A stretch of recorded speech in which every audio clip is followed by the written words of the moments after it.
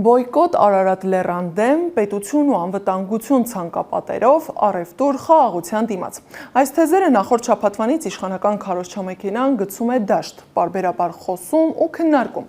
Իսկ արդեն այսօր այդ ամենը մեկտեղում է մեկ նախագծում, անվանում իրական Հայաստանի գեղագիտության տեղորոշման և աջակցության մասին որոշում ու ներկայացնում հանրային քննարկման։ Հակիրճ բնութագրում նշվում է, որ իրական Հայաստանի գեղագիտության հիմնական մոտեցումը կարելի է ձևակերպել հետևյալ կերպ՝ հայացք դեպի ներս, որն օգնում է արդյունավետ հարաբերվել դրսի հետ։ Իսկ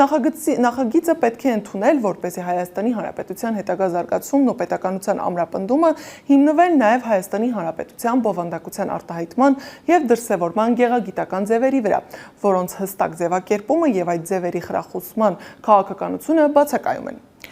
Քաղաքագետ Վլադիմիր Մարտիրոսյանի խոսքով փաստաթուղթը վկայում է հայ հասարակության մեջ պահպանողականության համակարգային ապամոնտաժման մասին։ Եթե մինչ այժմ ազգային հիշողությունը և մշակութային արմատները եղել են հայկական ինքնության հիմնական հենարանը, ապա առաջարկվող մոդելը առաջնային է դարձնում անհուշ և անարմատ հասարակության գաղափարը։